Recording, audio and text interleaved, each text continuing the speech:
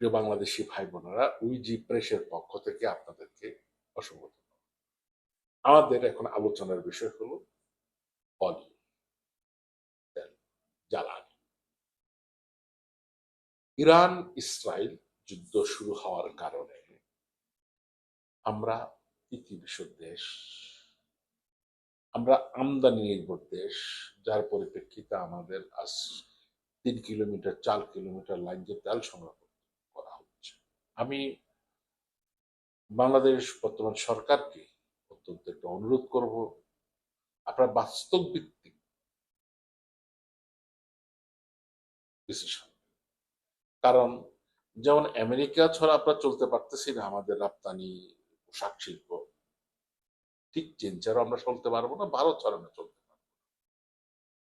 দেখেন পাকিস্তান আমেরিকার কাছাকাছি এবং আমেরিকার কথাই চলে, কিন্তু তারা তো ঠিকই তেল পাচ্ছে। তারা চীনের সাথে সম্পর্ক, এবং তারা দুদুয়া লিমান, তারা আপনার এই যে শান্তি বৈঠক প্রথম বসার এখনো দ্বিতীয় বৈঠক ইরান এবং আমেরিকা। এখন আমাদের দেশটাকে আসলে আমরা ওদেরকে খুশি করতে গিয়ে, বিশেষ করে আমাদের যে যারা ক্ষমতার কাছাকাছি আছেন, এর মধ্যে অনেকে বেশ দেখা যায় চামচা, এরা অন্য আসলে বাস্তব ব্যক্তির ডিসিশন এরা নিচ্ছে না, এরা নিচ্ছে এদের ব্যক্তিগত সম্পর্ক।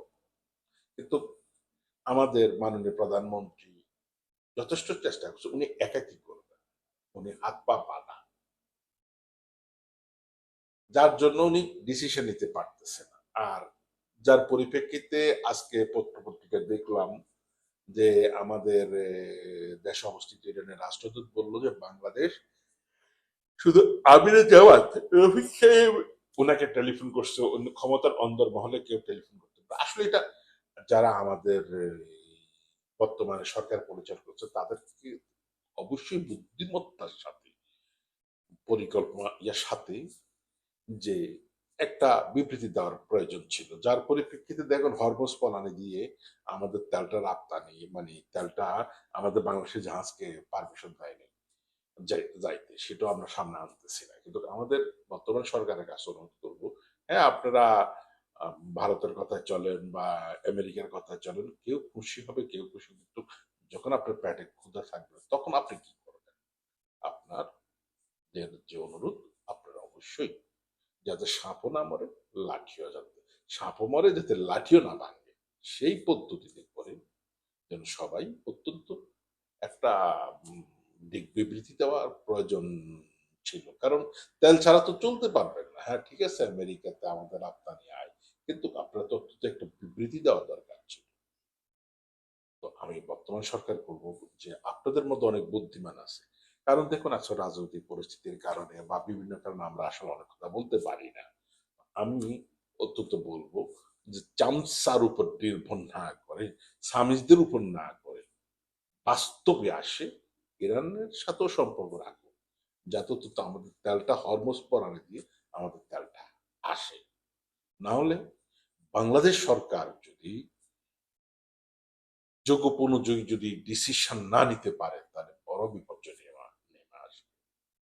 কারণ আমরা রেমিটেন্স যুদ্ধ যারা কতটুকু আমরা দেশকে সহযোগিতা করতে পারবো যদি তেল না থাকে, উৎপাদন না থাকে, সবকিছুর দাম বেড়ে যাবে।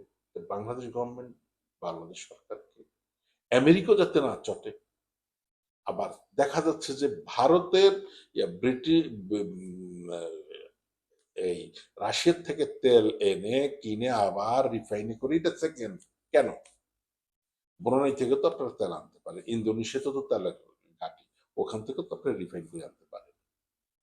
ভারত থেকে তো আনতে হবে এমন কোনো কথা নাই, কিন্তু কিছু সামিজদের কারণে, কিছু দুদুয়ালির কারণে, কিছু ব্রোকারদের কারণে এই জিনিসটা আছে। আমি মাননীয় প্রধানমন্ত্রীকে আবারও বলবো, আপনার এটাতে দৃষ্টি দেওয়া প্রয়োজন। কাকে ভয় পান? কে কাকে ভয় পারে? বাংলাদেশের জনগণ আপনার পাশে আছে, আপনার মায়ের মতন স্ট্রংলি আপনার পাশে আছে বাংলাদেশের জনগণ, থাকবে।